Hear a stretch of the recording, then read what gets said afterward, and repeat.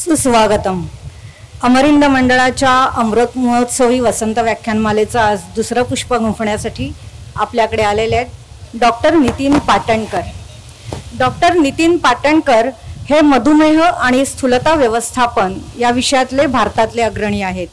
त्यांनी त्यांचं वैद्यकीय शिक्षण म्हणजेच MBBS आणि MD या पदव्यांचं शिक्षण मुंबई विद्यापीठातून पूर्ण केलं आणि त्यानंतर त्यांना अमेरिकेतल्या प्रसिद्ध अशा जॉन्स हॉपकिन्स विद्यापीठाची पाठ्यवृत्ती त्यांनी संपादन केली.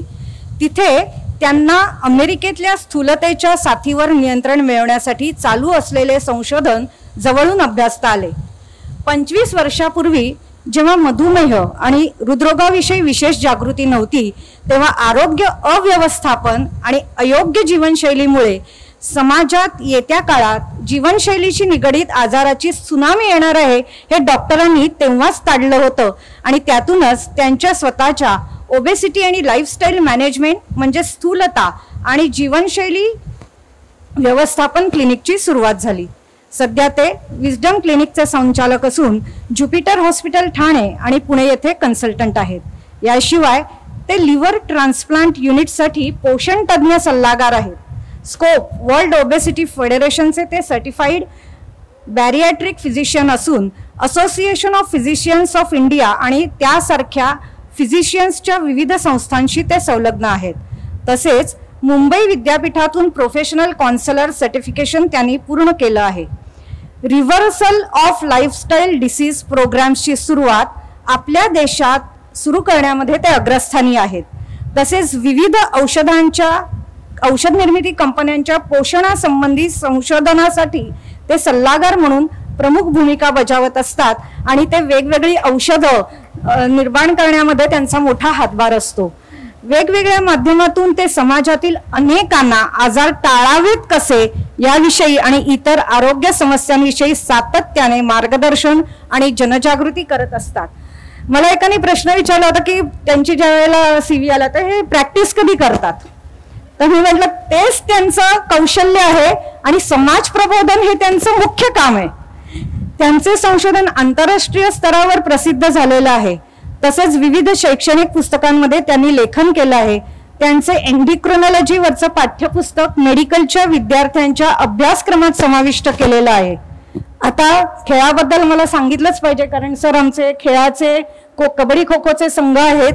तर योगेश्वर दत्त, बजरंग पुनिया आणि माधुरिका पाटकर यांचे ते न्यूट्रिशियन आणि माइंड ट्रेनिंग सल्लागार आहेत.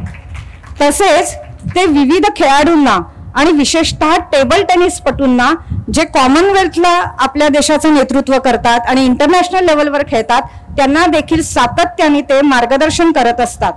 आता महत्त्वाच्या मुद्द्याकडे, आवाज, संगीत आणि योग यात त्यांचं संशोधन सतत चालू असतं आणि आपल्या शरीरातील चक्र आणि आरोग्य याचा सखोल अभ्यास ते करत आहेत आणि त्यासंबंधी रुग्णांना ते सातत्याने मार्गदर्शन करत आहेत. त्यांच्याबद्दल मी एवढं जरी सांगितलं असलं तरी त्यांच्या व्याख्यानातूनच तुम्हाला नक्की पटेल की आज आपल्याला कसे योग्य वक्ते मिळालेले आहेत.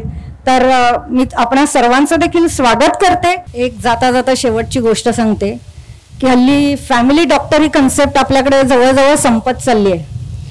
पण डॉक्टर पहिलं रुग्णाला बोलून देतात, जे काय बोलायचं ते बोला भडाभडा, आणि मग त्यांच्या मनाचा ताबा घेतात आणि मग त्यांची थेरपी सुरू करतात.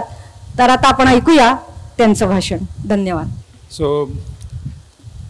पहिल्यांदा सीमा कोलटकर मॅडमचे आणि अमरिंद मंडळाच्या सगळ्या विश्वस्त मंडळाचे मी आभार मानतो. कारण अमरिंद मंडळाचं आणि एकूणच महाराष्ट्रातल्या किंवा मुंबईतल्या लोकांचा ऋणानुबंध खूप जुना आहे. मला अजून आठवत आहे, आम्ही लहानपणी कुर्ल्याला राहायचो तेव्हा माझे वडील मला अमरिंद मंडळाच्या वसंत व्याख्यानमालेमध्ये निरनिराळी व्याख्यानं ऐकायला घेऊन यायचे मुद्दामून. आणि त्यामुळे व्याख्यान कसं असतं आणि एवढ्या विविध विषयावरची व्याख्यानं इथे ऐकलेली आहेत की कदाचित असं म्हणता येईल की ती व्याख्यानं ऐकून शालेय शिक्षणाच्या बरोबरीने इतर अनेक गोष्टींचा प्रभाव पडून जर का आपण एखाद्याचं व्यक्तिमत्व कसं घडत जातं हे जर का बघायचं असेल तर मला वाटतं इथे व्याख्यान जे ऐकायला लोक येतात त्यांच्याकडे बघितल्यानंतर आपल्याला ते कळू शकेल. एवढा मोठा रोल अमर मंडळाचा आहे आणि त्यामुळे आज तिथनं इथे येऊन उभं राहताना थोडी मनात धाकधूक पण आहे, कारण माझ्या डोळ्यासमोर ती सगळी मोठी मंडळी आहेत. त्यांना मी बाप मंडळी म्हणणार होतो, पण आजकाल बाप ह्या विषयावरनं खूप चर्चा चालू आहे, त्यामुळे खूप मोठी मंडळी इथे येऊन गेलेली आहेत. आणि सीमा मॅडमनी ज्या रीतीने ओळख करून दिली त्यामुळे त्या तडफेला आपण पुरे पडू की नाही ही पण एक थोडीशी शंका असतेच मनामध्ये. तर आजचा विषय आहे की मधुमेह हा योग, ध्वनी आणि संगीत यांनी बरा करता येतो. सो पहिल्यांदा मी काही योगांच्या बद्दल बोलणार आहे. आता माझी बायको ही दादरमध्ये लहानाची मोठी झालेली, बालमोहनची विद्यार्थिनी आणि दादरमध्ये लहानाची मोठी झालेली. आणि गेल्या 30 वर्षामध्ये मी अनेकदा ऐकलंय की चांगली शिवाजी पार्क आणि दादरची स्थळं सोडून कुठे ठाण्यातल्या मुलाला पसंत केला तर इथेच राहिले असते तर किती बरं झालं असतं. तर एक मनामध्ये कायम ते ऐकल्यानंतर वाटायचं की केव्हा तरी एकदा दादरला घर घ्यावं. आणि इथल्या घरांच्या किमती ऐकल्यानंतर म्हणजे पु ल देशपांडेंचं म्हटलंय की तुम्हाला मुंबईकर व्हायचंय, पुणेकर व्हायचंय का नागपूरकर व्हायचंय, त्याच्यामध्ये दिलेलं आहे की तुम्हाला मुंबईकर व्हायचं असेल तर मुंबईत जन्मालाच यायला लागतं. तर मी मुंबईत जरी जन्माला आला असली दादरबद्दल ते आणखीन ठळकपणाने म्हणता येईल की दादरमध्ये घर घ्यायचं असेल तर तुम्हाला दादरमध्ये जन्माला यायला पाहिजे. आणि मी दादरमध्ये घर घ्यायचा खूप प्रयत्न केला, खूप प्रॅक्टिस केली, कष्ट केले, पण दरवेळेला इकडे किमती विचारल्या की कळतं की आपल्याकडे दिसायला पैसा आहे पण दादरमध्ये घर घेता येत नाही. तर ह्याला मी नेहमी माझ्या डोक्यामध्ये असतं की हा दादर गृह खरेदी योग आहे. हा सो पहिला योग हा आहे की पैसे असतात, दिसतात, पण पुरे पडत नाही. आणि दुसरा योग जो आहे तो सांगायचा म्हणजे की काय काय लोकांच्या मध्ये म्हणजे हात दाखवला तर ते सांगतात तुमची धनरेषा आखूड आहे, कोणी सांगतं की तुमच्या चतुर्थेश अष्टमात पडलेला आहे. त्यामुळे तर अशा लोकांच्या बद्दल मला एक कुतूहल होतं, म्हणून मी त्यांचं काय असतं नशीब ते बघितलं. तर त्यांच्याकडे बिचाऱ्यांकडे त्यांनी धंदा केला, उद्योग केला, तर बाकी लोकांनी नोकरी केली तर नोकरीमध्ये त्यांना इन्क्रीमेंट मिळतात, प्रमोशन मिळतात, धंदा केला तर धंद्यामध्ये ग्रोथ असते. पण असा योग असणारे जे लोक असतात त्यांच्याकडे कायम धंदा केला तर डिग्रोथ होते, नोकरी केली तर डिमोशन होतं किंवा नोकऱ्या बंद होतात. तर याला आपण म्हणतो की चतुर्थेश अष्टम स्थानातला योग. आता मी हे का सांगतोय दोन्ही, तर याचा डायबिटीसशी खूप जवळचा संबंध आहे. हा जो चतुर्थेश अष्टम स्थानातला योग असतो तो म्हणजे टाईप 1 डायबिटीस जो आपण म्हणतो तसा आहे की जिथे इन्सुलिन तयारच होत नाही, तयार झालेलं कधी पुरे पडत नाही आणि नेहमी त्यांची डिग्रोथ चालू असते. म्हणजे इन्सुलिनचं प्रमाण कमी कमी होत जातं आणि त्यांना बाहेरनं इन्सुलिन घेऊन राहायला लागतं, जगायला लागतं. आणि टाईप 2 डायबिटीस जो आहे तो जो दुसरा योग आहे की दादर गृह खरेदी योग म्हणजे टाईप 2 डायबिटीस, जो खूप कॉमन आहे आपल्या इकडे, कारण तिथे इन्सुलिन जास्ती तयार होतं. पण तुम्ही किती इन्सुलिन तयार केलं तरी तुम्हाला घर काय घेता येत नाही, ते नेहमी कमी पडतं. तर हे कमी असणं आणि कमी पडणं याच्यामध्ये जो फरक आहे तो टाईप 1 आणि टाईप 2 डायबिटीस मध्ये आहे. आता टाईप 1 मध्ये इन्सुलिन तयार होत नाही, पण ह्याच्या पुढे आपण जे बोलणार आहोत की डायबिटीस जो बरा होऊ शकतो तो टाईप 1 डायबिटीस बरा होत नाही. म्हणजे अजून तरी त्याच्यावर काही प्रयोग झालेले नाहीत. आपल्या इकडे तुम्ही जर का व्हॉट्सॲप बघितलं आणि व्हॉट्सॲप, फेसबुक, हल्ली टेलिग्राम आणि काय काय काय काय तर त्याच्यावर जाहिरात करणारे खूप लोक आहेत. म्हणजे माझ्याकडे असे पेशंट आहेत बिचारे की जे चांगला डायबिटीस कंट्रोलमध्ये असतो आणि कोणीतरी जाहिरात पाहते की 72 तासात डायबिटीस बरा करा. एक कोणतरी रॉय चौधरी नावाचे एक बंगालचे डॉक्टर आहेत, त्यांची जाहिरात येते. त्यांच्याकडे जाऊन आपल्या पूर्ण कंट्रोलची वाट लावून घेतलेले अनेक लोक पाहिलेले आहेत की हा डायबिटीस बरा होत नाही. अजून तरी त्याचं संशोधन झालेलं नाही. जेव्हा किंवा पॅन्क्रियाटिक ट्रान्सप्लांट व्हायला लागेल तेव्हा कदाचित तो डायबिटीस बरा होईल. पण आपण जो बरा करणारा डायबिटीस म्हणतो तो डायबिटीस म्हणजे टाईप 2 डायबिटीस. तेव्हा याच्या पुढे आपण जेव्हा जेव्हा डायबिटीस म्हणू तेव्हा तो टाईप 2 डायबिटीस आहे असं समजून चालू. आता या टाईप 2 डायबिटीसमध्ये काय होतं नक्की, तर जसं मी दादर गृहखरेदी योगामध्ये सांगितलं की तुमच्याकडे पैसे वाढत जातात, बँकेमध्ये दिसतात पण ते पुरे पडत नाही. तर तेच एक्झॅक्टली टाईप 2 डायबिटीसमध्ये होतं. म्हणजे होतं काय माहितीये की आपल्या खाण्यापिण्याच्या सवयी, कोणाला चकल्या खायला आवडतात, कोणाला कडबोळी खायला आवडतात, कोणाला चिवडा खायला आवडतो आणि त्याच्यावरचा कंट्रोल जातो कधीतरी. आणि मग त्याच्यातनं जेवढी माणूस इंटेलिजंट तेवढं त्याचं लॉजिक स्ट्रॉंग असतं आणि ते लॉजिक वापरून तो सांगतो की हे का करता येत नाही मला, हे मला काय करायचं माहिती आहे पण ते का करता येत नाही याची एवढी संयुक्तिक कारणं देतो की त्याच्यापुढे डॉक्टर, डायटिशियन, काउन्सिलर कोणी काय बोलू शकत नाही. तर अशा आपल्या खाण्यापिण्याच्या सवयी असतात. बरं, आजकाल लोकांना एवढं काम असतं की कामामुळे व्यायामाला वेळ मिळत नाही. खरं आहे की नाही? किती लोकांना व्यायामाला वेळ मिळतो आपल्याकडे? बहुतेक लोकांना नाही.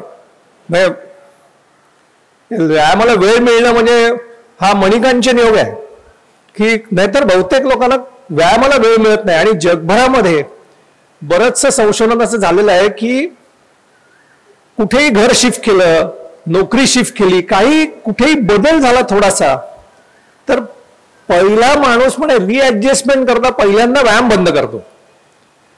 माझ्याकडे तर असेही काही पेशंट आलेले आहेत की त्यांनी सांगितलं की मला म्हणजे व्यायामाला वेळ मिळत नाही. म्हटलं का वेळ मिळत नाही तुम्हाला व्यायामाला? ते म्हणतात काय हल्ली पेपर उशिरा येतो आणि सकाळी पेपर वाचल्याशिवाय मला टॉयलेटला लागत नाही, टॉयलेटला गेल्याशिवाय व्यायामाला जाता येत नाही आणि त्यामुळे मला व्यायाम होत नाही.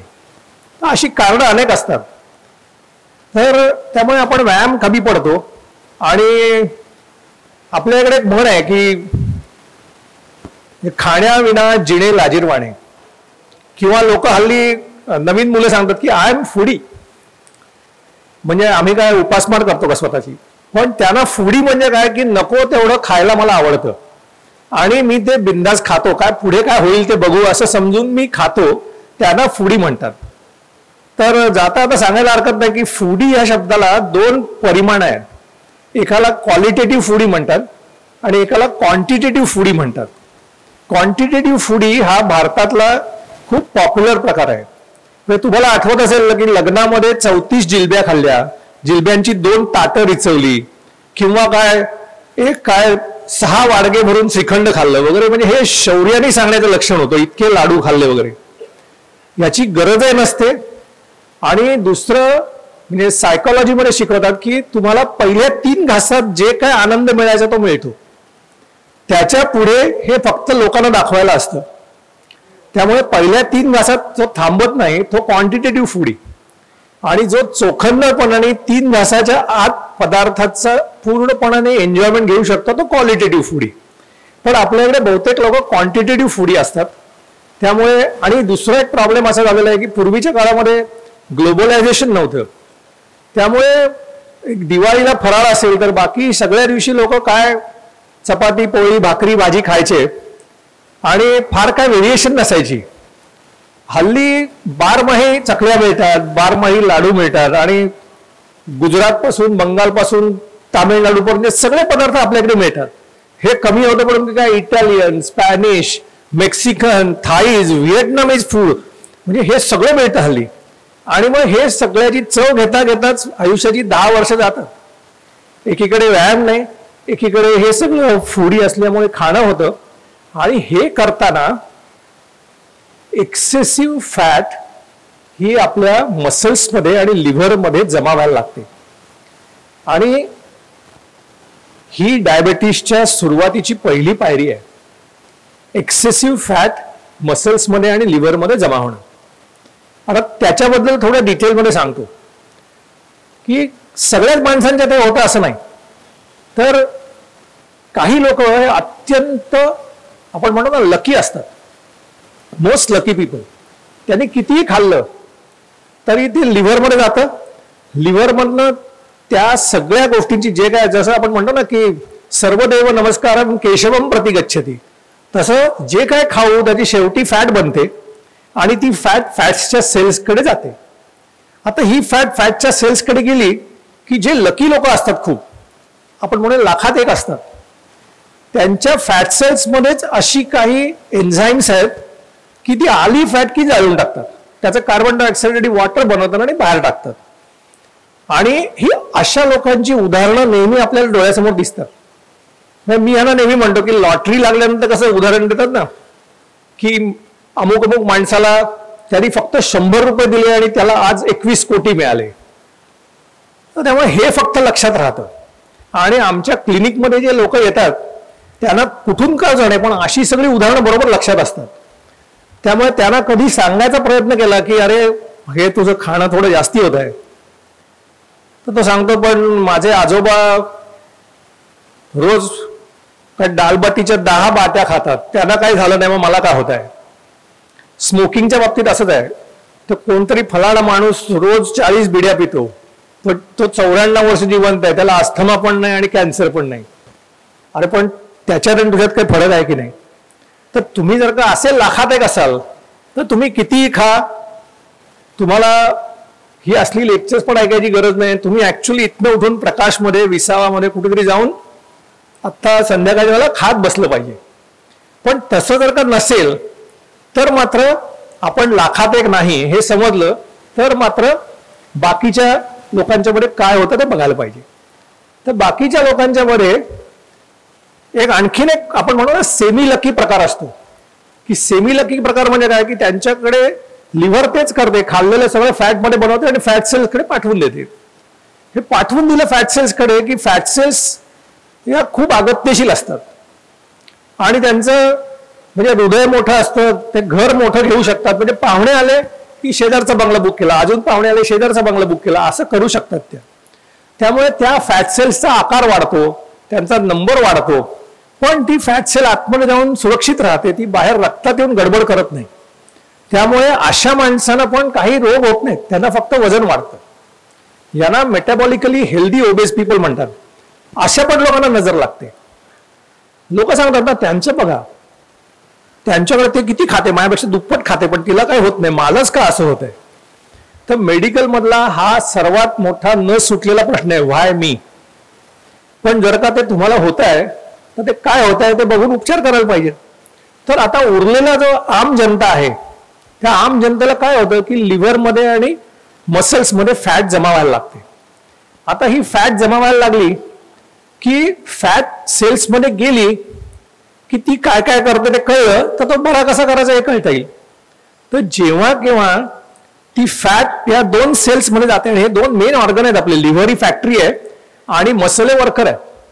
आपल्या शरीरामध्ये हे हृदयापासून सगळं काम जे काय चालतं ते सगळं मसल्सच्या द्वारे चालतं. या सगळ्या मसल्समध्ये जरा फॅट जाऊन बसली तर फॅट जाऊन बसल्यानंतर त्या मसल सेल्सना एक सिग्नल तयार करतात की आमच्याकडे आता जास्ती पाठवू नका.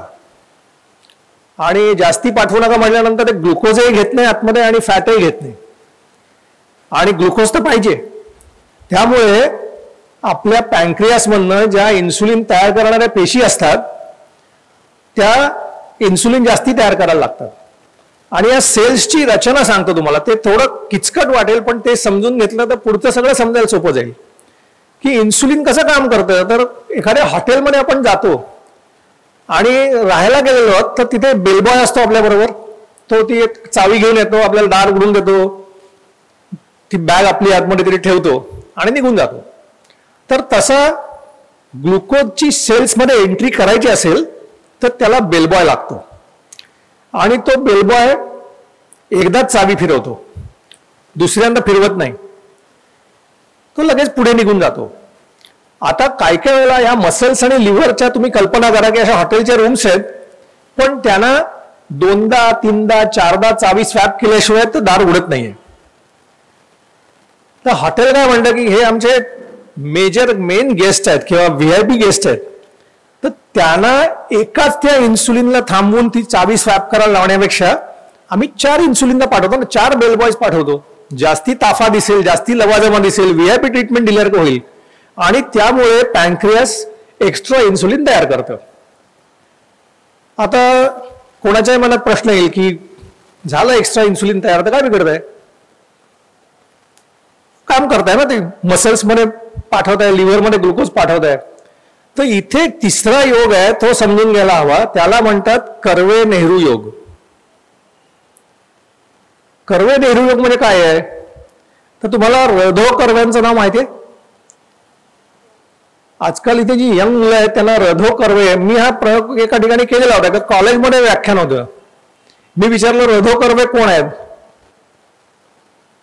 काय माहिती नाही. म्हटलं अरे धोंडो केशव कर्वे तरी माहिती आहेत का? नाही माहिती. तेवढ्यात कोणतरी गुगल केलं, त्यांच्या नावाने एक रोड आहे म्हणे पुण्यामध्ये, कर्वे रोड म्हणतात त्याला. म्हटलं धोंडो केशव कर्व्यांना धन्य वाटलं असेल तिकडे की त्यांची ओळख काय ना, आपल्या नावाने एक रोड आहे पुण्यामध्ये. तर हे रधो कर्वे हे काळाच्या किती पुढे होते की त्यांनी त्यावेळेला जेव्हा सिनेमामध्ये नटनट्या एकमेकांच्या जवळ पण यायच्या नाहीत आणि त्या जवळ दाखवण्याकरता दोन पक्षी असे टिक टिक टिक टिक करतायत, दोन फुलं अशी इकडे तिकडे एकमेकांना आपटतायत, असं प्रतिकात्मक काहीतरी दाखवायचा काळ होता. त्या काळामध्ये त्यांनी संतती नियमनाचा प्रचार केला आणि त्याने लिहून ठेवलेलं आहे की या देशापुढची सर्वात मोठी समस्या ही अनकंट्रोल्ड वाढणारी लोकसंख्या असेल. एवढी खाणारी तोंड वाढतील तेवढा भारत रसातळाला जाईल. आणि त्यांनी सांगितलं होतं की संतती नियमनाचा कार्यक्रम हा राष्ट्रीय पातळीवर राबवायला हवा स्वातंत्र्यानंतर. तेव्हा त्याला पंडित नेहरूंनी उत्तर दिलेलंही खूप फेमस आहे की या माणसाला कळत नाही की जेव्हा एक खाणारं तोंड जन्माला येतं तेव्हा काम करणारे दोन हात जन्माला येतात. पुढे काय झालं आपण बघतोय की हे जे खाणारे तोंड जन्माला आली आणि त्याच्याबरोबर जे दोन दोन हात आले, त्यांनी काम करण्याच्या ऐवजी ते बसून राहिले आणि शेवटी आपलंच घर तोडून खाल्लं. हे एक्झॅक्टली आपल्या पॅन्क्रियासच्या बाबतीत होतं. जास्ती इन्सुलिन तयार करत गेलं की त्या सेल्स ओव्हरवर्कमुळे डॅमेज होतात.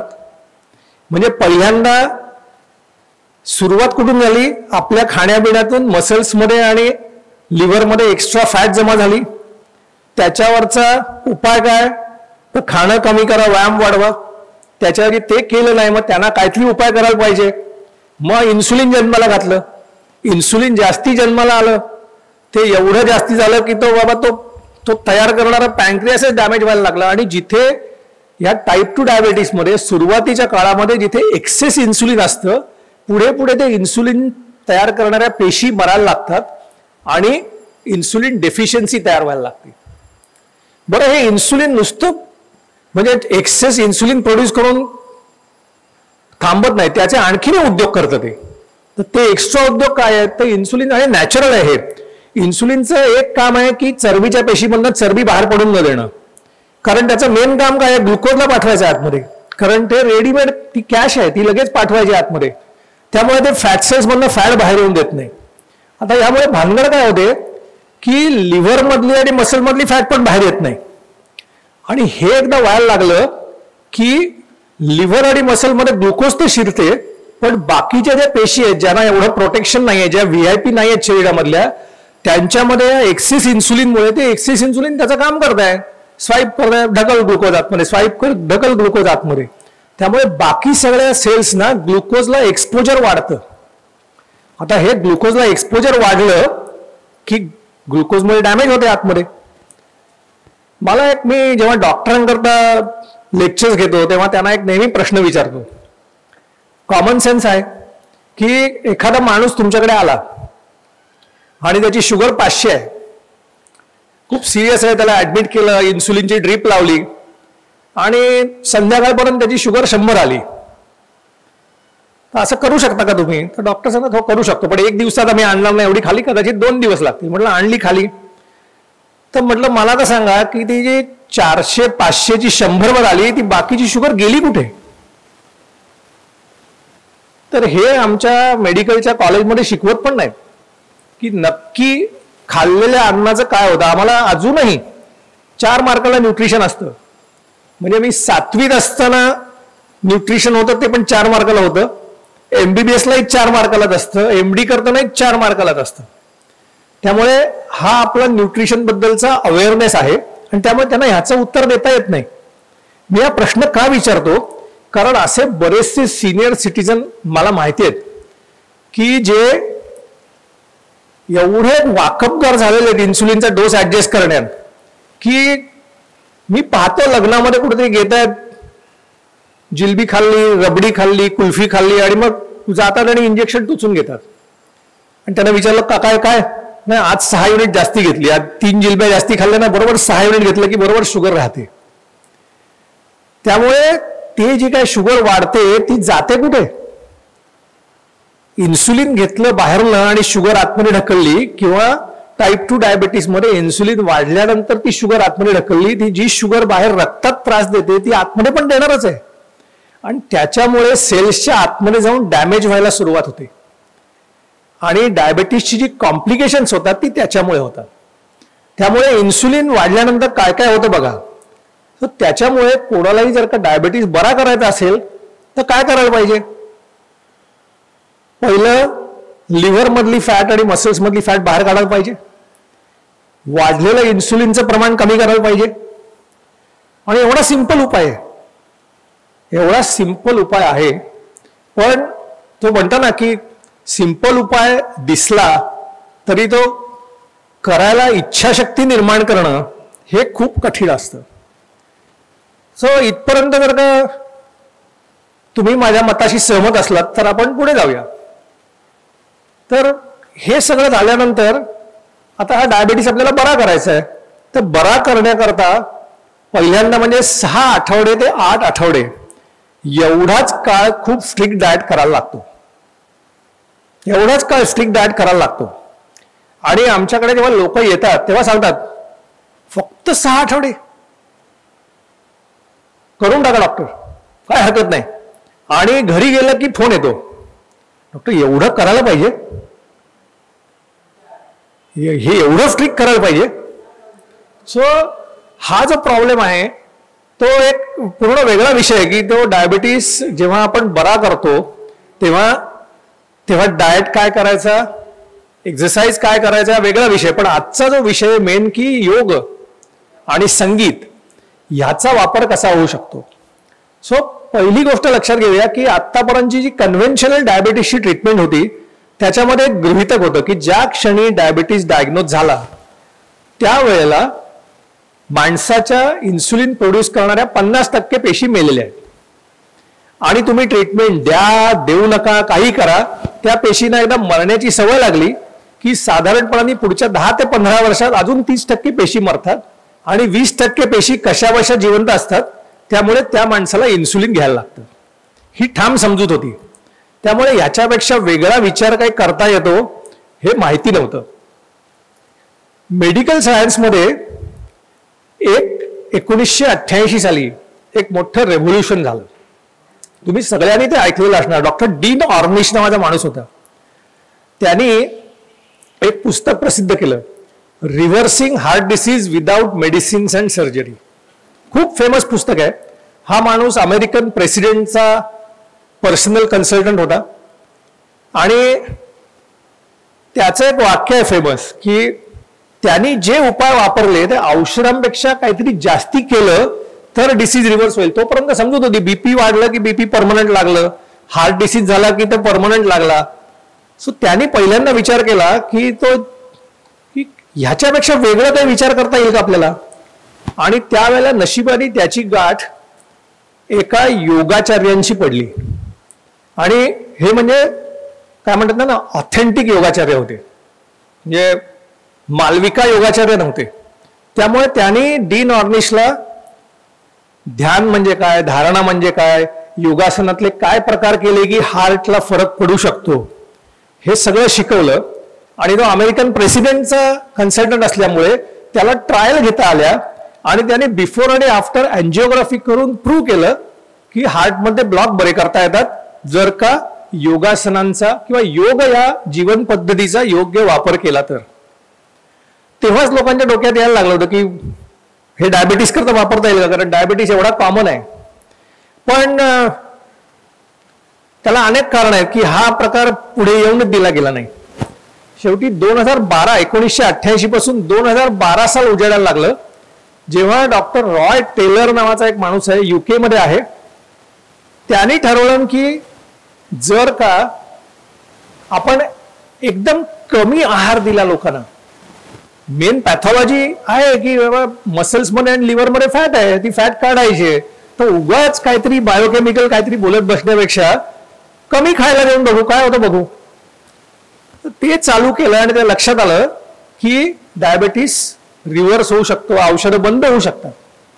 आणि नशिबाने त्याच्याकडे पण फंड्स होते. तर त्याला असं लक्षात आलं की डायबेटीसचं निदान होताना 50% पेशी मेलेल्या असतात हे चुकीचं आहे.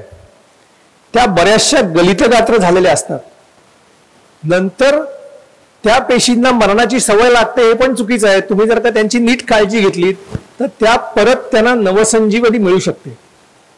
त्यामुळे मुंबईमध्ये एका कार्यक्रमामध्ये मी त्या डॉक्टरना भेटलो आणि त्यांनी जे काय वर्णन करून सांगितलं तेव्हा मला डोळ्यासमोर आपण म्हणतो ना की कुरुक्षेत्रावर शरपंजरीवर पडलेले भीष्माचार्य दिसले की आपल्या बीटा सेल्स ज्या आहेत त्या आपल्या लाईफस्टाईलमुळे त्या शरपंजरीवर पडलेल्या आहेत, त्या मेलेल्या नाहीत, त्या उत्तरायणाची वाट बघतायत.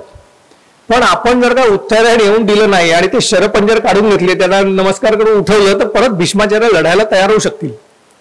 सो ह्याला म्हणतात डायबिटीस रिव्हर्सल. सो याच्याकरता योगाचा कुठे उपयोग होणार आहे. सो तिथे म्हणजे काय म्हणतात त्याला आता थोडं अहम भूमिका करून सांगायला लागेल की तिथे मी प्रयोग चालू केले की योग मी जेव्हा म्हणतो तेव्हा मी योगाचा अभ्यास गेली 20-22 वर्ष करतोय आणि याच्यावरता पण एक म्हणजे परत म्हणजे इनडायरेक्टली अमर हिंद मंडळ जबाबदार आहे. कारण इथे मी भाषणं जेव्हा ऐकून गेलो तेव्हा एक क्षण असं वाटलं होतं की आपण वक्तृत्व स्पर्धेत भाग का नाही घ्यायचा. आणि मी तेव्हा काहीतरी 9वी-10वीत असेल, रामभाऊ मार्गी प्रबोधिनीच्या कल्याणला कुठेतरी वक्तृत्व स्पर्धा होत्या, त्याच्यात भाग घेतला. मला विषय पण आठवत नाही, पण तेव्हा मला पहिल्यांदा तिथे पहिलं बक्षीस म्हणून राजयोगाचं पुस्तक मिळालं होतं, विवेकानंदांनी लिहिलं. त्यावेळेला ते वाचून काही कळलं नाही, पण वडिलांनी सांगितलं ठेवून दे, तू ते जसं तू वय वाढत जाईल तसं वाचत राहा आणि तुला दरवेळेला त्यातनं काहीतरी वेगवेगळं दिसायला लागेल. आणि अक्षरशः खरं आहे की तुम्ही दरवेळेला वेगळ्या वेळेला वाचलं आणि बाकीचं ज्ञान मिळवून वाचलं की त्यातनं वेगळं काहीतरी बाहेर पडतं. त्याच्यानंतर मी हठयोगाची म्हणजे पतंजलीची योगसूत्र तर राजयोगात वर्णन केलेली आहेत, बाकीची पुस्तकं बरीच वाचली. आणि मी जो योग म्हणतो तो असा आपण म्हणतो ना की एक आमचे मामलेदार मिसळ असते ठाण्याला, तसं वेगवेगळ्या योगांच्या पद्धतीमधनं मी वेगवेगळ्या गोष्टी घेऊन त्याची एक पद्धत डेव्हलप केली आहे. त्याला काय नाव बी दिलेलं नाही, पण आहे सगळं योगाकडनंच आलेलं आहे ते. तर त्याच्यामध्ये तुम्ही जर का विचाराल की डायबिटीस बरा करण्याकरता मी बेसिकली ती चक्र असतात, षटचक्र, ती जर का तुम्ही ऐकलेली असतील, मूलाधार ते आज्ञाचक्र आणि शेवटचं सहस्त्रार चक्र, तर ह्यांच्याकरता वेगवेगळ्या मुद्रा, ह्यांच्याकरता लागणारे प्राणायाम, ह्यांच्याकरता लागणारे बीजाक्षरी मंत्र, सप्तपदी ओंकार कसा म्हणायचा आणि संगीत, ह्याचा वापर करून या चक्रांच्यावर काम कसं करायचं याचा एक आराखडा बनवला आणि त्याच्यावर संशोधन करायला चालू केलं. तर त्यामुळे मी कुठे चक्रांच्या बद्दल बोललो आणि योगाबद्दल बोललो तर असे खूप विद्वान लोक असतात, ते म्हणतात की पतंजलीच्या योगसूत्रात चक्रांचा उल्लेखच नाही मुळे. मग खरं आहे, मी म्हटलं मी पतंजलीच्या योगसूत्रात ते घेतलेलं नाहीये. पण अथर्व शीर्षामध्ये 6वा श्लोक आठवतो, त्वं मूलाधार स्थितो तथा, म्हणजे गणपतीचं वर्णन केलेलं आहे की तू मूलाधारात राहतोस. जसं घेरंड संहितेमध्ये त्या चक्रांचा उल्लेख आहे, पतंजलीच्या योगसूत्रात नाहीये. तर ह्या चक्रांच्यावर मी काम चालू केलं आणि तिथे पण असा एक योगा आहे की आपल्या इकडचं जे काय ज्ञान आहे ते आपल्याला प्रूव्ह करायला पाश्चिमात्य देशांकडे बघायला लागतं. सो मी जेव्हा चक्रांच्यावर काम चालू केलं, साधारण 15 वर्ष झाली असतील, आणि मला जेव्हा रिझल्ट दिसायला लागले तेव्हा मी माझ्या कलिगशी बोलायला लागलो, तेव्हा एवढी चेष्टा व्हायची की काय कुठे डिसेक्ट केल्यानंतर चक्र दिसत नाहीत कुठे. बरं, डॉक्टर लोक आयदर ते विश्वास ठेवतील किंवा पूर्ण चेष्टा करतील, अशा 2 टोकाचे असतात. तर बऱ्याच लोकांनी मला सांगितलं की ते कपालभाती केली असेल तुमच्या योगाचार्याने किंवा तरी, आणि तो अल्कलोसिस होतो त्यामुळे हिस्टेरिया झाला असेल आणि त्याला ती चक्रविक्र आहेत असं जाणवलं असेल. हे सगळे भ्रम आहेत म्हणून सांगितलं. नाही तर कुठे आहे प्रूफ, कुठे आहे. सो मला काय आर्ग्युमेंट करता यायचं नाही तेव्हा. आणि ते म्हणजे आपण म्हणतो ना, वादासाठी वाद घालताना म्हणतात की absence of proof is not the proof of absence. पण तसं ह्या लोकांना कुठे सांगणार, त्याला ठोस प्रूफ पाहिजे. तर एक आणखीन एक योगायोग बघा, 2012 सालीच रॉय टेलरनी रिव्हर्सल ऑफ डायबिटीसची कल्पना प्रूव्ह करून दिली. त्याच काळामध्ये अमेरिकेमध्ये डॉक्टर कॅन्डेन्स पोर्ट नावाच्या एक बाई होत्या. त्यांची जी सर्वात मोठी संशोधन संस्था आहे की जिथलं अर्धवट झालेलं संशोधन नंतर फार्मा कंपन्या पळवतात आणि मग आपली औषधं काढतात आणि त्याच्या ट्रायल्सवर घेतात. मी असं म्हणत नाही चोरी करतात म्हणून, पण तिथनं पुढे घेऊन जातात. त्या NHS मध्ये या बाई काम करत होत्या.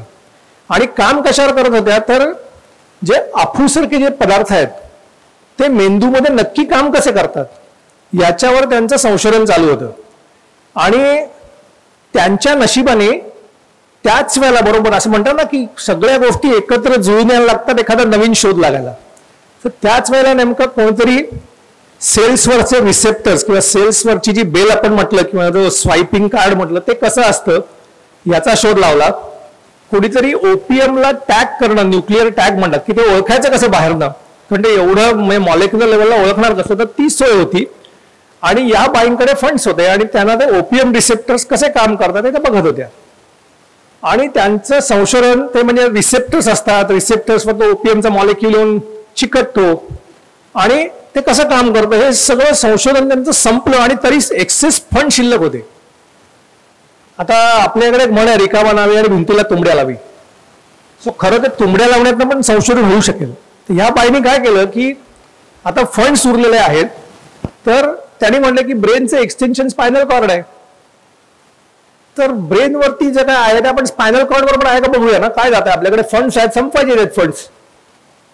सो त्यांनी स्पायनल कॉर्डचे सॅम्पल्स मागवायला सुरुवात केली आणि त्या मिलीमीटर्समध्ये त्याचे सेक्शन्स घेऊन त्या स्पायनल कॉर्डवर कुठे इमोशन्स म्हणजे ओपीएम सारखे जे मॉलिक्युल्स आहेत ते कुठे चिकटतात ते बघायला सुरुवात केली.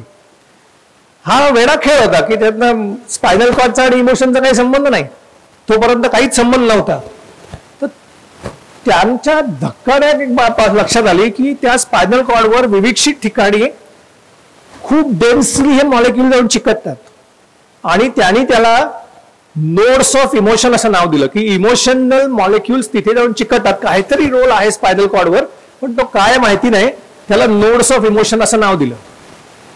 याच्या पुढे जाऊन एकदा एका कॉन्फरन्समध्ये त्या गेलेल्या असताना एक भारतीय माणूस योगामधल्या चक्रांबद्दल स्लाइड दाखवत होता. गंमत बघा, त्या बाई बाहेरनं चालल्या होत्या, त्यांना इंटरेस्ट नव्हता योगा बिगामध्ये काही. त्या बाहेरनं स्लाइड दाखवताना त्यांना ते नोड्स ऑफ इमोशनची स्लाइड दिसली. 7 ठिपके दाखवलेत कोणतरी, म्हणून त्या आतमध्ये गेल्या आणि तो माणूस सांगतोय की ही चक्र असतात, अमुक असतात, तमुक असतात वगैरे वगैरे. तर त्यांनी कंप्लेन केली की हे वाघमाईचौरी आहे, याचा शोध मी लावला होता आणि ह्या माणसाने ते चोरून त्याला नावं दिलीत वेगळी. मग त्या माणसाला बोलवण्यात आलं, तो म्हणाला चोरी मी नाही केलेली, केली असेल तर 2-2,500 वर्षापूर्वी कोणतरी केलेली आहे, कारण हे 2,500 वर्षापासून 3,000 वर्षापासून आमच्याकडे आहे. ती बाई पण म्हणजे शेवटी चांगल्या मनाची आणि ओपन माइंडची होती. तिने ते सगळं बघितलं आणि तिथे पहिल्यांदा चक्र हा प्रकार असतो याला प्रूफ मिळालं आणि मग मलाही जोर आला की याला प्रूफ आहे आता, त्यामुळे आपण जे काम करतोय त्याला काहीतरी अर्थ आहे. आता आपल्याकडे सगळीकडे प्रत्येक चक्राच्या मेडिटेशन करता तुम्ही जर का बघितलं असेल की पाकळ्या किती असतात, त्याला प्रत्येकाचे स्वर आहेत दिलेले. म्हणजे मूलाधार चक्राला लम म्हणतात, वम, रम, क्षम वगैरे असे सगळे शब्द दिलेले आहेत. तर मी विचार करायला लागलो की ह्याचा आवाजाचा आणि फ्रिक्वेन्सीचा काय संबंध असेल याच्याशी. म्हणून मी त्या कॅन्डेन्स पोर्ट बाईंचं बाकीचं लिटरेचर वाचायला सुरुवात केली. तर तिथे त्यांनी एक असं सोडून दिलेलं प्रकरण आहे की जेव्हा त्यांनी लाईव्ह टिश्यू मध्ये ब्रेन आणि ओपीएमचे मॉलिक्युल्स बघितले तर ते म्हणे पूर्वीच्या काळामध्ये त्याला लॉक अँड की मॉडेल म्हणायचे. म्हणजे इन्सुलिन आलं, इथे इन्सुलिनला फिट करणारा लॉक आहे, ती चावी बसली तिथे की कुलूप उघडलं. तर त्या बाईनी त्यांना ते दिसलं तिथे की हे असं नाही होत, हे स्टॅटिक मॉडेल नाही आहे. तर त्यांना दिसलं की एका इन्सुलिन जाऊन म्हणे तिकडे डान्स करतो, कुठचेही मॉलिक्युल्स रिसेप्टरवर डान्स करतात आणि त्याची क्रिटिकल फ्रिक्वेन्सी असते आणि ती बरोबर फ्रिक्वेन्सी जर का झाली लागू तरच दार उघडतं. सो तिथे मला आणखीन एक धागा सापडला की फ्रिक्वेन्सीचा काहीतरी संबंध आहे. त्याच्यानंतर हे सगळे आता मी तुकडे तुकडेच सांगतोय, नंतर ते कसं जोडायचं ते आपण बघूया. सो फ्रिक्वेन्सीचा संबंध आला. नंतर आपल्याकडे गर्भसंस्कार म्हणून प्रकार आहे, तर त्याला पण सगळे थोताट म्हणतात की गर्भसंस्कार काय करतोय म्हणून. त्याच्यावर पण एक संशोधन आलं आणि दुर्दैवाने ही सगळी संशोधन आपल्या इकडे त्याची रेसिपी तयार होती, पण रेसिपी मधलं आपण म्हणतो ना की न्यूट्रिशनल व्हॅल्यूज काढायच्या ते परदेशातल्या लोकांनी काम केलं. त्यांच्याकडे रेसिपी नव्हत्या पण संशोधन होतं. तर एका रेडिओलॉजिस्टनी संशोधन केलं की आईच्या पोटात बाळ असताना आई जे काय बोलेल त्याच्याप्रमाणे मुलाच्या शरीराच्या हालचाली आणि मुलाच्या चेहऱ्यावरचे भाव बदलतात. त्याच्यानंतर ते जे त्यांची म्हणजे न्यूरोकेमिकल्स जे तयार होतात ती युट्रस मधल्या फ्लुइडमध्ये ती मोजता लागली आणि त्यांच्या लक्षात आलं की आईच्या भावना आणि आई जे स्वर उच्चारते ते स्वर आपल्या कंठातनं तयार होतात, स्पाईन मधनं सगळ्या शरीरभर पसरतात आणि सगळ्या शरीरावर ते काम करतात. हा आणखीन एक पुढची पायरी होती. त्याच्यानंतर आणखीन एक गोष्ट लक्षात आली की एक मॉलिक्युलर बायोलॉजीमध्ये एक संशोधन झालं की प्रत्येक सेलला मन आहे. तर तुम्ही जर का कोणाला इंटरेस्ट असेल तर वाचा. एक एरिक कॅन्डल नावाच्या माणसाने पहिल्यांदा हे सांगितलं की प्रत्येक सेलला स्वतःचं एक घड्याळ आहे आणि ते घड्याळ नियंत्रित करणारी काही जीन्स आहेत. तसंच प्रत्येक सेलला एक इमोशन आहेत की कुठच्याही बाहेरच्या घटना घडल्या तर त्याचा इमोशनल इम्पॅक्ट त्या सेल्सवर होतो आणि ह्या इमोशनल इम्पॅक्ट झाल्यानंतर त्या ते मदत मागतात कोणाकडे तरी, सगळे संदेश पाठवतात आणि ते नियंत्रित करणं, ते एकत्रित करणं हे काम ती चक्र करतात. आणि तसंच आपण जे काय स्वर उच्चारू, कुठच्या फ्रिक्वेन्सीमध्ये उच्चारू ते त्या तिथपर्यंत चक्रापर्यंत पोहोचतात. ती फ्रिक्वेन्सी त्या चक्राची सिग्नेचर असते आणि तिथनं ती चक्र आणि त्या सेल्स बॅलन्स होऊ शकतात. सो हे सगळं एक एक गोष्टी अशा जुळत गेल्या. आपण म्हणू ना की योगायोग, इथे पण एक योग आहे की हे सगळ्या गोष्टी बघायला लागलं की आपल्याला दिसायला लागतात. आणि तुम्ही वीणा गवाणकरांचं एक होता कार्व्हर पुस्तक सगळ्यांनी वाचलेलं असेल. त्याच्यामध्ये त्या डॉक्टर जॉर्ज वॉशिंग्टन कार्व्हरच्या तोंडी एक वाक्य आहे, ते मला नेहमी पटतं की तुम्ही एखाद्या विषयामध्ये विश्वास ठेवून खोलवर बघत गेलात तर एक वेळ अशी येते की निसर्गच त्याच्या पुढचं एक पाऊल किंवा त्याच्या पुढचं एक रहस्य तुमच्यासमोर उघड करतो, असं त्यांनी दिलेलं आहे. मला ती कार्व्हरांची 2 वाक्य भयंकर आवडतात. की एक तर त्यांचं वाक्य आहे ते मी सगळीकडे सगळ्या मुलांना जेव्हा मी मेंटल ट्रेनिंग द्यायला होता तेव्हा सांगतो की start from where you are with whatever you have, make something out of it and never be satisfied. So हे जे वाक्य आहे ते, आणि हेच की दुसरं एखाद्या विषयावर विश्वास ठेवा. सुरुवातच अविश्वासाने करू नका, विश्वास ठेवून सुरुवात करा आणि पूर्ण माहिती घ्या आणि मग समजा रिजेक्ट करा. पण असं जेव्हा तुम्ही करता तेव्हा जर का खरोखर रहस्य असेल तर निसर्ग ते रहस्य तुमच्या पुढे उघडं करतो. सो असं मलाही जाणवायला लागलं की आपण ह्याच्यात खोलात शिरतोय, तसतसं माझ्यासमोर निसर्ग उघडं करत नाहीये पण माझ्या पुढे वाचनात यायला लागतात त्या गोष्टी की असं कोणतरी करताय. तसं एक अँटोनिओ डमॅशिओ म्हणून एक वर्ल्ड फेमस म्हणजे वर्ल्ड बेस्ट न्यूरोलॉजिस्ट आहे. त्याचं खूप मोठं संशोधन आहे, गेली 35 वर्ष संशोधन करतोय. त्याचं संशोधन असं झालेलं आहे की सगळ्या इमोशन्स यामुळे आपल्या सेल्समध्ये असतात आणि त्याचं म्हणणं आहे की या इंटिग्रेट होत जातात स्पायनल कॉर्ड मधनं आणि ब्रेन मध्ये त्याला अर्थ दिला जातो. आणि त्यांनी त्याचं वर्णन केलं आहे की emotions are in the body आणि feelings are in the brain. So whatever you feel is a result of all the emotions. So आता ह्या सगळ्याचा डायबेटीसशी काय संबंध आहे बाबा? सो कुठचाही रोग हा त्याच्या इमोशन्स बरोबर असतो, त्याच्या फिजिकल फॉर्म बरोबर असतो. सो हे आमच्या मेडिसिनमध्ये फारसं बघितलं जात नाही की फिजिकल एनर्जीचा काही वापर करायचा. आपल्याला एकच माहिती आहे की काहीतरी केमिकल्स पोटात गेल्याशिवाय काही होणार नाही. खरं आहे की नाही? तुम्हाला औषध दिलं तर मी तुम्हाला सांगितलं की तुम्हाला काहीतरी एखादी मुद्रा धारण करा आणि तुम्हाला असा असा फरक पडेल. तुम्हाला असं कसं होईल? ते अंगात काहीतरी गेल्याशिवाय मला काही झाल्यासारखं वाटत नाही. तर या माझ्या संशोधनामध्ये वाचनामध्ये एक स्टेप अजून अशी आली की जिथे मला मुद्रांचाही अर्थ कळायला लागला. सो आपण एक छोटासा प्रयोग करणार आहोत. की याला आम्ही म्हणतो प्राणायाम प्रवेश. आपल्याकडे 5 बोटं आहेत, त्यातली पहिली 2 बोटं जर का जोडून बसलं आणि श्वास घेतला तर श्वास हा वरच्या लंग्सनी घेतला जातो. लंग्सचे 3 भाग आहेत, वरचा, मधला आणि खालचा. हे आत्ता आपण करून बघूया. याला 1-2 मिनिटं लागतात फक्त. पहिली अंगठा आणि इंडेक्स फिंगर किंवा तर्जनी आणि अंगठा टेकवून बसलं आणि श्वास घेतला 7-8 वेळा तर तुमच्या लक्षात येईल की वरचे लंग्स जास्ती काम करतात. आता 30 बोट सोडून जर का मधलं बोट लावलं, फक्त मधलं बोट चिकटवून ठेवलं तर ताबडतोब श्वासाचा फोकस मध्ये जातो. आणि तेच जर का अनामिका आणि करंगळी, रिंग फिंगर आणि लिटिल फिंगर एकमेकांना टेकवून ठेवलं तर तेच लोअर लंग श्वास घ्यायला लागतात. आमच्याकडे जेव्हा डायबिटीस आणि अस्थमाचे लोक येतात आणि जेव्हा ते सांगतात की मला श्वास इथपर्यंतच घेता येतो, खाली घेता येत नाही, तेव्हा मी त्यांना सांगतो की तो असा बस आणि श्वास घ्यायला लाग. आणि त्यांचा डायबिटीस ट्रीट होतोच, पण त्याच्याबरोबर त्यांचं छाती पण ओपन व्हायला लागते. सो अशा मुद्रांचं शास्त्रही आपल्याकडे डेव्हलप झालेलं आहे. सो अशा विविध मुद्रा आहेत. सो डायबिटीसमध्ये मी जे सांगत होतो की कुठच्याही रोगामध्ये जो ॲक्यूट रोग असेल, म्हणजे मला मलेरिया झाला तर मलेरिया होऊन त्याचा इमोशनल इम्पॅक्ट येण्याच्या आतच मला क्विनिन दिलं जातं, क्लोरोक्विन दिलं जातं, काहीतरी दिलं जातं, मी बरा होतो. पण जेव्हा डिसीज एखादा क्रॉनिक होतो, लॉंग स्टँडिंग असतो, तेव्हा एक इक्विलिब्रियम येतो बॉडीचा, औषधांचा, आणि नंतरची त्या डिसीजची वाटचाल ही तुमच्या इमोशन्सवर होत राहते. तुम्ही कधी टेम्पररी डायबिटीस किंवा स्ट्रेस डायबिटीस हा प्रकार ऐकलाय की जेव्हा खूप स्ट्रेस होतो तेव्हा माणसाची शुगर एकदम वाढते. का वाढायला पाहिजे अशी? तुम्ही तर काही खाल्लेलं नाहीये, तुम्ही औषधं रेग्युलर घेताय, तरी पण स्ट्रेस झाल्यानंतर शुगर वाढते. म्हणजे काहीतरी भावनांचं आणि त्याचं नातं आहे. तसंच आपल्याकडे फिजिकल फॉर्म मध्ये काय केलं, म्हणजे मी पोटाच्या हालचाली विविक्षित प्रमाणात केल्या, जसं आपल्याकडे भस्त्रिका आहे, कपालभाती आहे, तर त्याचा परिणाम म्हणून आपल्या पॅन्क्रियासला, लिव्हरला, स्प्लीनला, पोटाला, आतड्यांना, या ॲड्रिनल ग्लँड्सना, किडनीना जाणाऱ्या ब्लड सप्लाय बदलतो. आणि आपण एका विविक्षित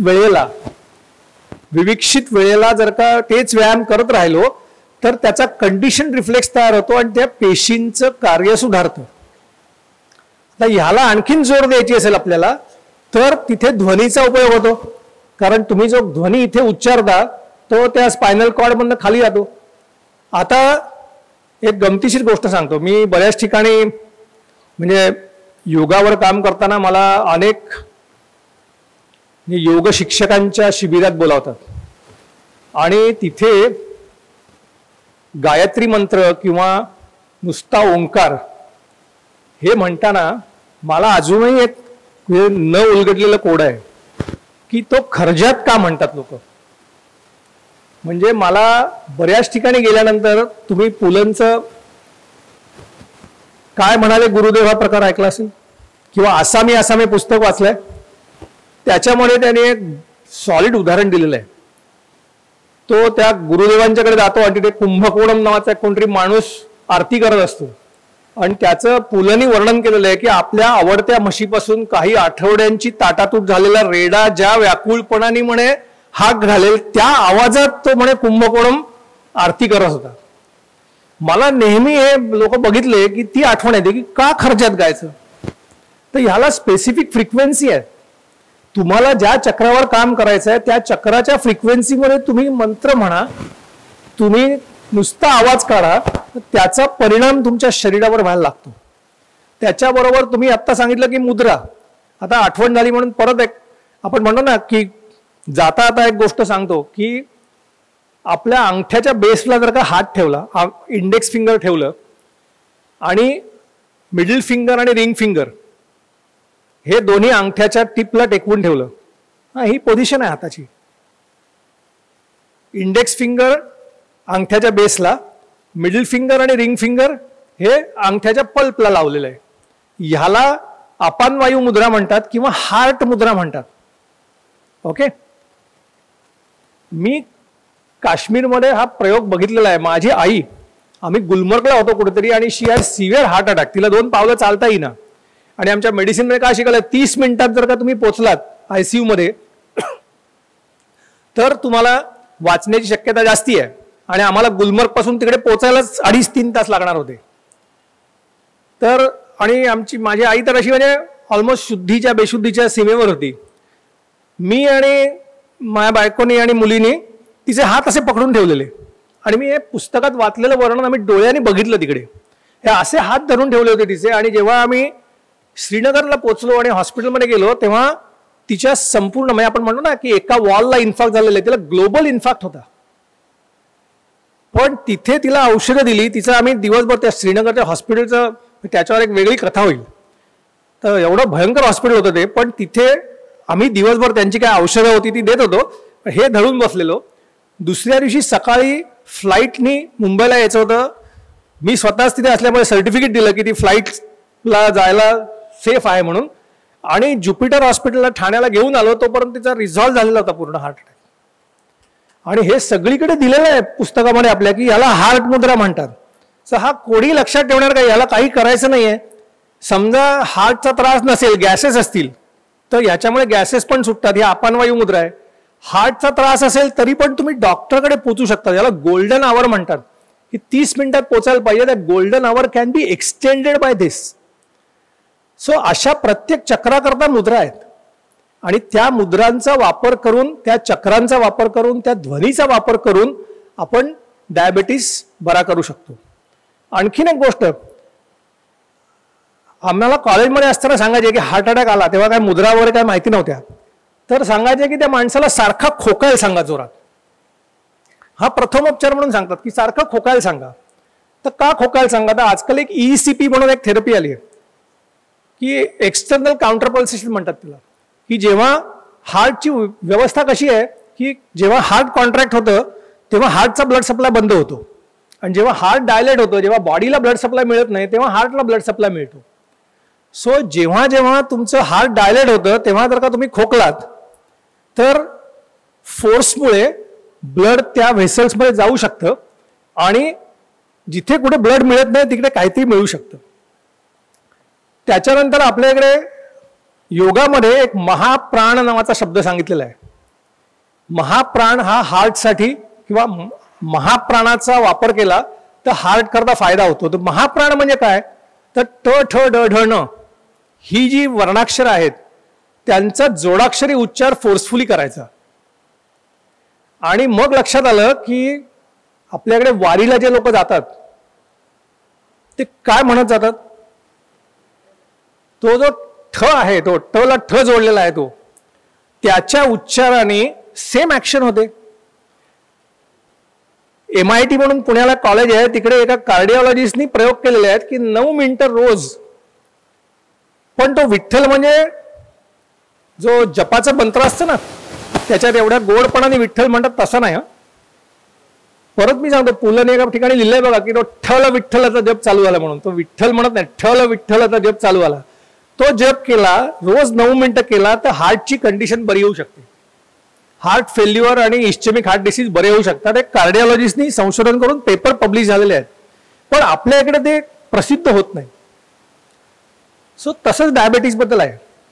आता डायबेटीस बरा करण्याकरता एवढं सगळं मी आता सांगितलं. आता ऍक्च्युअल प्रोसेस काय असते ती सांगतो आणि या चक्रांबद्दल एक थोडीशी माहिती देतो आणि मग ती प्रोसेस सांगतो काय ती. सो प्रोसेस कशी असते त्या चक्रांबद्दलची माहिती की मूलाधार चक्र आहे ते या चक्राचे गुण आहेत, अवगुण आहेत आणि प्रत्येक चक्र असं कोणाचंच बॅलन्स वगैरे नसतं. तर ह्याच्यामध्ये काही चक्र डॉमिनेटिंग असतात, काही चक्र रिसिसिव्ह असतात आणि त्याच्यातनं माणसाचे स्वभाव म्हणजे 7 चक्रांच्या 7 तऱ्हा आणि त्याची परम्युटेशन कॉम्बिनेशन. तुम्ही जर का काशी विश्वेश्वराच्या मंदिराची एक गोष्ट ऐकली असेल की तिथे 3 खांब आहेत आणि त्या 3 खांबावर 3 चकत्या आहेत, एकापेक्षा एक छोटी, अशा काहीतरी 7 चकत्या आहेत म्हणे तिकडे. आणि दर सेकंदाला तिथल्या पुजाऱ्यांना म्हणे ती चकती काढून दुसऱ्या खांबावर टाकायला लागते. आणि अशी एक दंतकथा आहे किंवा अशी एक समज आहे की जेव्हा एका खांबावरनं सगळ्या चकत्या दुसऱ्या खांबावर जातील तेव्हा जग बुडेल. आणि त्याचं गणित जर का करून बघितलं तर लक्षात येईल की त्याचा नियम एकच आहे की छोट्या चकतीवर मोठी चकती टाकायची नाही. कोणाला इच्छा असेल तर गणित करून बघा. सो म्हणून आपल्याकडे ब्रह्मदेवाचं युग वगैरे म्हणतात तेवढे दिवस ते चालू राहील. तर तसंच या 7 चक्रांचं पण आहे. 7 चक्रांची परम्युटेशन कॉम्बिनेशन बघितलीत तर त्याच्यातनं ज्या माणसाच्या प्रकृती विकृती स्वभाव ज्या तयार होतात ते त्याच्यामुळे होतात. आता डॉमिनेटिंग चक्र असतील तर काय होतात त्याचं मी गमतीशीर उदाहरण बघितलेलं आहे. एक कल्पना करा, दादरला तुम्ही इथे अमर हिंद मंडळाच्या बाहेर उभे आहात आणि एक केळ्याचं साल रस्त्यात पडलाय आणि तुम्ही जाऊन विचारायचं लोकांना, एक केळ्याचं साल पडलं. आता इकडे तुमच्याकडे उद्या टीव्हीचे चॅनेल वगैरे वगैरे येणार आहेत, तर तसं तुम्ही कोणी जर का प्रयोग करून बघितलात की कॅमेरा आहे आणि लोकांना विचारलं की काय वाटतं साल पाहून तुम्हाला, तर मला पहिल्यांदा मी जेव्हा हा प्रयोग केला तेव्हा वाटलं काय वाटणार आहे, लोक सांगतील ना की बरोबर नाही म्हणून. त्याच्यात एवढी व्हेरिएशन सापडली आणि प्रत्येक चक्राच्या गुणधर्माप्रमाणे लोक सापडत गेले. आता जे मूलाधार चक्र आहे त्याचा गुण आहे सुरक्षा. ते आपल्याला सुरक्षा प्रदान करतं आणि आपल्याला संकटातनं वाचवतं, नेटवर्किंग करतं. आणि आपल्या म्हणजे संस्कृतीमध्ये मूलाधाराला गणपतीची देवता मानलेलं आहे.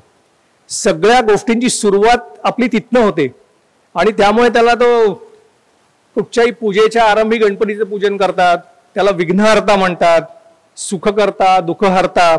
तर त्याचं कारण ते आहे की तिथे ते चक्र जर का त्याचं स्ट्रॉंग असेल त्याला खूप सेफ वाटतं, तो लोकांशी जाऊन बिंदास बोलू शकतो, त्याचं नेटवर्किंग खूप चांगलं असतं, त्याच्याकडे रिसोर्सेस भरपूर असतात आणि मुख्य म्हणजे त्याला विश्वास असतो की माझ्याकडे रिसोर्सेस भरपूर आहेत म्हणून.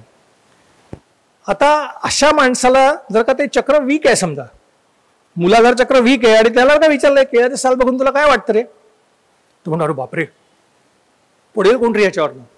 त्याचे असे एकदम स्टार्टल झाल्यासारखी रिॲक्शन असते. पण ठीक आहे, ही पण नॉर्मल रिॲक्शन आहे, बहुतेक लोकांची असू शकते. त्याच्याच वरती एक स्वाधिष्ठान नावाचं चक्र आहे. आपल्याकडे चक्रांची रचना आणि त्याची वर्णनं एवढी सुंदर केलेली आहेत की मूलाधार, मणिपूर, विशुद्धी आणि सहस्त्रार ही मेल चक्र आहेत म्हणे, आणि स्वाधिष्ठान, अनाहत आणि आज्ञ ही फिमेल चक्र आहेत. मी तो पण विचार करतो मेल फिमेल काय भानगड आहे, सगळ्यांना तसं चक्र असतात. तर त्याचा अर्थ असा आहे की स्वाधिष्ठान चक्राचा गुणधर्म आहे सेक्शुअलिटी आणि क्रिएटिव्हिटी. तर क्रिएटिव्हिटी म्हणजे काय, कोणी चित्र काढताय, कोणीतरी काहीतरी करताय असा काय अर्थ नाही आहे. तर कुठच्याही गोष्टीकडे बघण्याचे विविध प्रकार, एकाच प्रॉब्लेमकडे विविध प्रकाराने बघता आलं तर त्याचं सोल्युशन मिळतं आणि ते बघण्याची कला किंवा ज्ञान, उपजत ज्ञान हे त्या स्वाधिष्ठान चक्र स्ट्रॉंग असेल तर येतं. आणि त्या माणसांची कल्पनाशक्ती पण तरल असते. तर आम्ही जेव्हा या केळ्याच्या सालाचा प्रयोग केला तेव्हा आम्हाला पहिला माणूस सापडला तेव्हा मला खूप आनंद झाला होता. एक मुलगा होता, त्यांनी बघितलं ना ते, तर मला वाटलं तो सांगेल की पडेल कोणतरी काहीतरी होईल म्हणून. तो म्हणाला ह्याच्यावर का कोणाचा पाय पडला ना तर एकदम स्केटिंग सारखाचा स्वी करून माणूस जाईल. म्हटलं हा सापडला, हा वेगळा बोलला काहीतरी. तसंच मणिपूर चक्र आहे. ते मणिपूर चक्र म्हणजे स्वतःचं आपण म्हणतो ना की स्वाभिमान, अभिमान, करेज वगैरे अशा बऱ्याचशा गोष्टी आणि एथिक्स ह्या सगळ्या ह्या चक्रातनं ठरतात. आणि म्हणून त्याचा देव राम आहे आणि स्वाधिष्ठान चक्र जे आहे त्याचा देव कृष्ण आहे. आणि एक किती गमतीशीर गोष्ट बघा, मूलाधाराचा देव गणपती मानलेला आहे. आता तुमचा म्हणजे देवाला तुम्ही घडवलं का तुम्ही देवाला घडवलं वगैरे, तर मी म्हणेन की त्या सगळ्या ज्या वृत्ती आहेत त्या आपण त्या कॉन्सन्ट्रेटेड फॉर्म मध्ये ज्याच्याकडे बघतो तो देव आहे आणि ते सगळं कॉन्सन्ट्रेटेड फॉर्म मध्ये स्वतःकडे ग्रहण केलं की ते प्रसाद झाला. तर कल्पना करा की कृष्ण आणि राम यांच्यामध्ये आपलं सगळं जीवन आहे. सो राम हा एथिकल आहे, टू मच एथिक्स.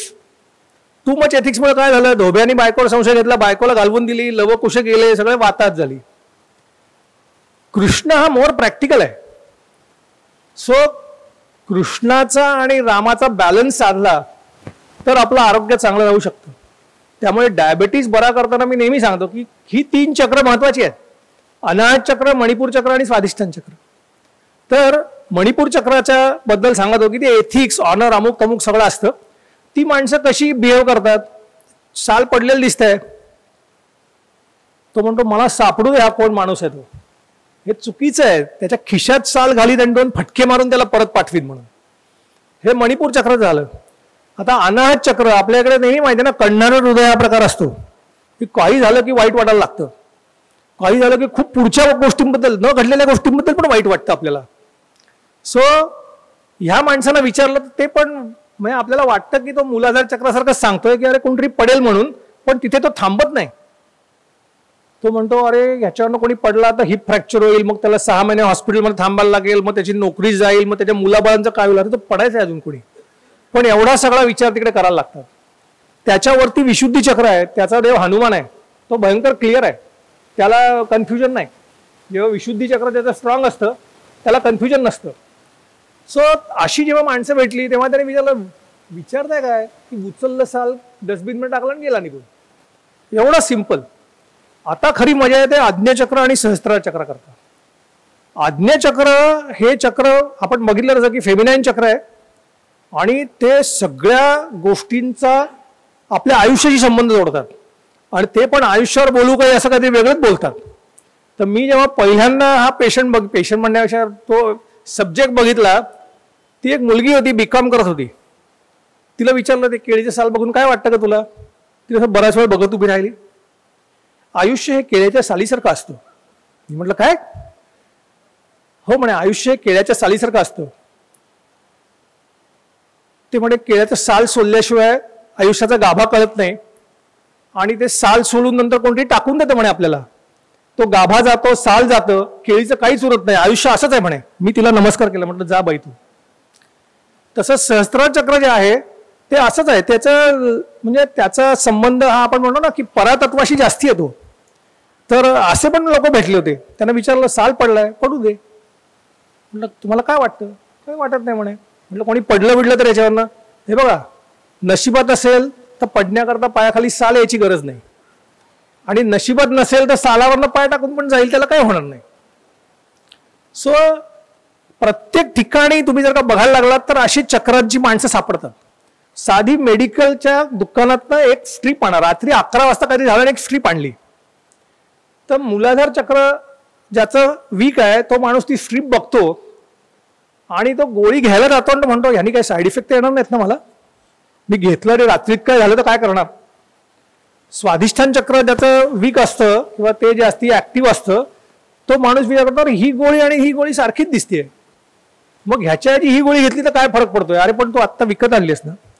मणिपूर चक्र ज्याचा स्ट्रॉंग आहे तो माणूस तो बघतो आणि म्हणतो 2च दिवस उरलेत एक्सपायरी व्हायला, यांनी मला फसवलं, उद्या आज मी गोळी घेणार नाही, भले त्रास झाला तरी चालेल, पण उद्या त्याला सांगेन की 3 महिने जर एक्सपायरी असली गोळी विकायची नाही म्हणून.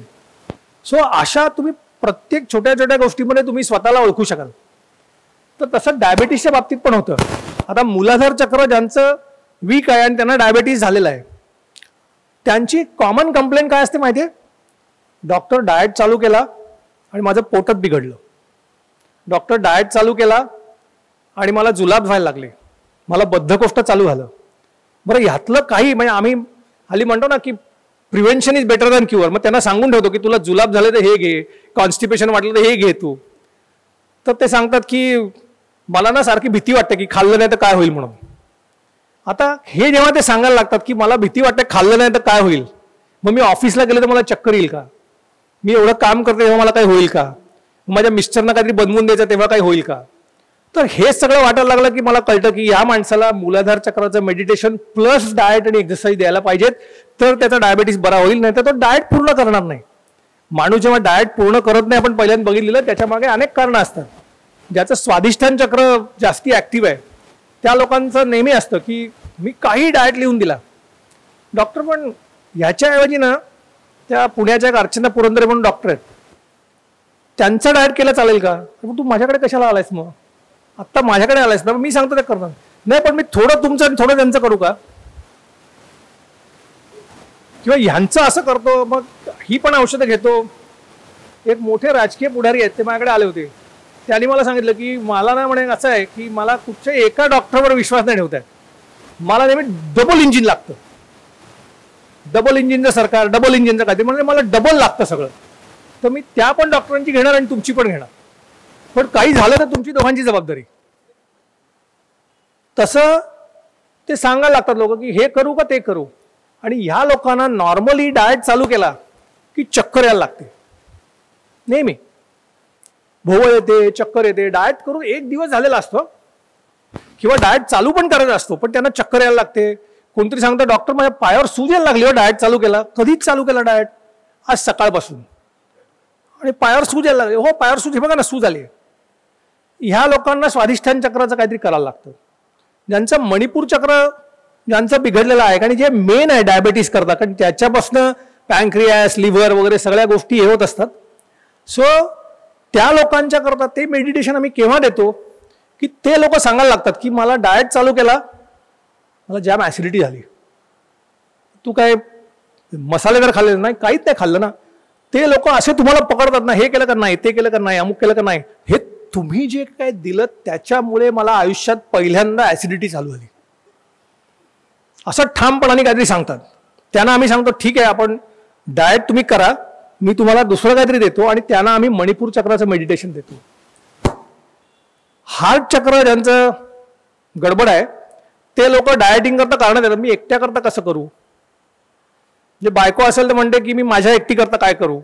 नवरा असेल तर त्यावेळेला बायकोवर भयंकर प्रेम येतं की तिला माझ्याकरता कशाला वेगळं करायला सांगू.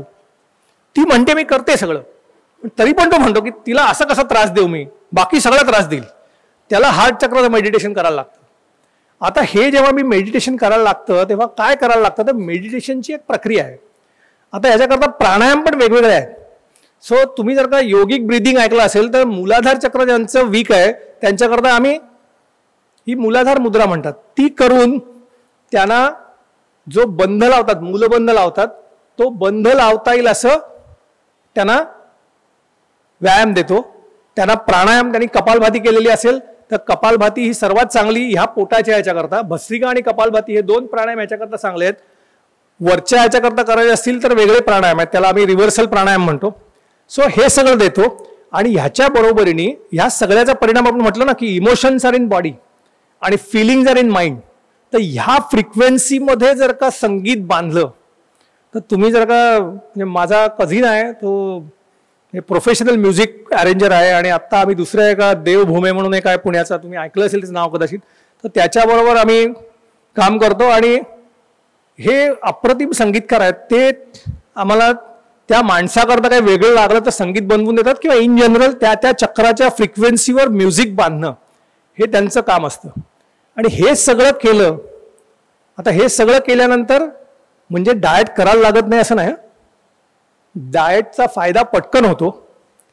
4 ते 6 आठवड्यामध्ये डायबिटीस रिव्हर्स होतो, बरा होतो. आता शेवटचं एक गोष्ट सांगतो, बरा होतो म्हणजे काय. माझी बायको इकडे आहे, साक्षी आहे, माझी आई आज नाही आहे इकडे, पण तिलाही आवडलं असतं. माझ्या आईपासूनची एक ठाम समजूत आहे की पाटणकरांच्या घरात कशालाही चांगलं म्हणत नाही. काहीही सांगितलं की ते सांगतात बरं आहे, मागच्यापेक्षा बरं आहे, पण कधीच चांगलं म्हणणार नाही. तर बरं या शब्दाचा अर्थ हा इंग्लिशमध्ये क्युअर आहे ते अर्थ नाही आहे. बरं इज बेटर. कमी मेडिसिनमध्ये, कमी त्रासामध्ये, कॉम्प्लिकेशन्स अजिबात न होता जेव्हा आपण डायबिटीसला कंट्रोलमध्ये ठेवतो आणि आपला एम असतो जेव्हा डायबिटीस करता औषधच घ्यायला लागणार नाहीत, आणि त्याला आम्ही म्हणतो की डायबिटीस बरा होणं. सो आपण म्हणतो ना की डायबिटीस बरा करण्याच्या ज्या काही सगळ्या ट्रिक्स आहेत त्या साधारण 2,500-3 हजार वर्षापूर्वी मेक इन इंडिया नावाचा तेव्हा पण कोणतरी प्रोग्राम रन केला होता. त्या मेक इन इंडिया खाली तो चालू केलेला प्रोग्राम आहे. तर आपण मध्ये तो विसरलो होतो. तर तो प्रोग्राम आपण प्रत्येकाने अंगीकारला तर diabetes, blood pressure, heart disease, lifestyle disorder जे असतात त्याच्याकरता आपल्याला औषधांचा खर्च कमी होईल. मी एक गंमत म्हणून एका स्टॅटिस्टिशियनला कामाला लावलं होतं. त्याला मी सांगितलं की स्वातंत्र्य मिळाल्यापासून 2011 सालापर्यंत, तेव्हा 2011 साली हे मी त्याला काम दिलेलं, की जेवढे काही रिपोर्टेड स्कॅम आहेत, मी तुम्हाला जर का आठवेल नगरवाला स्कॅम पासून सगळे स्कॅम, त्या सगळ्या स्कॅममध्ये किती पैसा गेलाय भारताचा आतापर्यंत, तर त्याने मला हिशोब करून दिला. आणि 2011 सालचं स्टॅटिस्टिक्स आहे की दरवर्षी डायबिटीस झालेला माणूस वर्षाला 9,400 रुपये खर्च करतो. 9,400 रुपये. आणि 2011 साली डायबिटीसच्या लोकांची संख्या होती 25,250,00,000 लोक इंटू 9,400 रुपये. आणि ह्याचा जो डायबिटीसचा वाढीचा हे आहे, सो आत्ता असं म्हणतात की 2030 साली 75 मिलियन लोक डायबेटिक होतील. आपलं पॉप्युलेशन आहे 132 कोटी, त्याच्यापैकी जर का एवढे लोक डायबेटिक होणार असतील तर, आणि आपल्याकडे अजूनही इन्शुरन्स कंपनी पे करत नाही तुम्ही ॲडमिट झाल्याशिवाय, तर गमतीची गोष्ट म्हणजे 2011 साली जर का डायबेटीसच्या माणसांचा डायबेटीसवरचा फक्त खर्च थांबला, त्याची कॉम्प्लिकेशन पण नाही, हार्ट करता काही ट्रीटमेंट, नुसता OPD मध्ये जाऊन त्याचा ट्रॅव्हल आणि त्याची औषधं आणि डॉक्टरची फी एवढा खर्च जरी वाचला तरी सगळ्या स्कॅम्समध्ये जो काय पैसा गेला होता तोपर्यंत त्याच्या तिप्पट पैसा तिजोरीत जमा होईल. सो आपल्याला जर का आर्थिकदृष्ट्या बघितलं, तब्येतीच्या दृष्टीने बघितलं आणि एकूण आपलं कल्चर, याच्यामध्ये एवढं मोठं हेरिटेज आहे आपल्याकडे की जे वापरलं तर आपल्याला नुसता डायबेटीस नाही तर सगळे लाईफस्टाईल डिसऑर्डर्स बरे करता येतील. सो आता परत एकदा मी सीमा मॅडमचे आभार मानतो की त्यांनी मला इथे येऊन या जरा वेगळ्या विषयावर बोलायची संधी दिली. आणि या आभार मानण्यामध्ये अजून एक कारण असतं की बरेचदा वक्ता काय बोलतो ते लोकांना आवडत नाही, पण तो पाहुणा असतो त्यामुळे त्याला कोणी काय करू नाही शकत आणि मग नंतर शोधतात ह्याला कोणी बोलावलं इकडे. सो त्याची पण आठवण करून देणं जरुरीचं असतं, कारण लोकांना उगाच स्ट्रेस व्हायला नको की कोणी बोलावलं होतं. तर म्हणून मी सीमा मॅडमचे आभार मानतो, अमर हिंद मंडळाच्या सगळ्या विश्वस्तांचे, आणि जे लोक इथे बसून हे एवढं सगळं ऐकत होते त्या सगळ्यांचे आभार मानतो, कारण ही एवढी नवी गोष्ट तुम्ही शांतपणाने ऐकून घेतलीत. आमच्या ठाण्याला एक नेहमीचा प्रकार असतो की किती वेळ भाषण करायचं, तर तुम्ही घंटाळी हा जर का प्रकार ऐकला असेल आमच्याकडे, तिथे लोक सांगतात की संध्याकाळचा कुकर लावायला आम्ही घरी जाणार, तर ती कुकरची पहिली शिट्टी करायला घरी इथे कोणी उठून गेलं नाही, त्यामुळे त्याच्याकरता जास्ती आभार मानतो आणि माझं भाषण थांबवतो. धन्यवाद डॉक्टर नितीन पाटणकर. खरं तर विषय गंभीर असून सुद्धा आपण 2 चक्रात वाहत गेलो. शेवटचं चक्र होतं स्तंभित. मी स्तंभित चक्रात गेलो आणि अवाक झालो, आणि पुढचं चक्र डॉक्टरांनी सांगितलं की कुठल्या चक्राच्या मागे जाण्यासाठी जे संगीत निर्माण करणं, आता त्यांनी हे नाही सांगितलं, त्याला अर्थशास्त्राची जोड पाहिजे, अर्थचक्र फिरत राहील आणि मग ते निर्माण होईल. ते काही आपल्याला कोणी फुकट देणार नाही, ही वस्तुस्थिती आहे. असो, मधुमेहासारखा विषय इतका रंगवून आणि अर्थपूर्णरित्या डॉक्टरांनी सांगितलं. मी अमर हिंद मंडळाच्या वतीनं त्यांचे आभार मानतो, आणि नुसते आभार मानत नाही तर स्वतःला ह्या 75व्या वर्षानिमित्तानं जे वक्ते लाभले ते उपयुक्त आणि 75व्या वर्षाला साजेसे लाभले अशी एक शिफारस पत्र मंडळाच्या वतीनं देतो.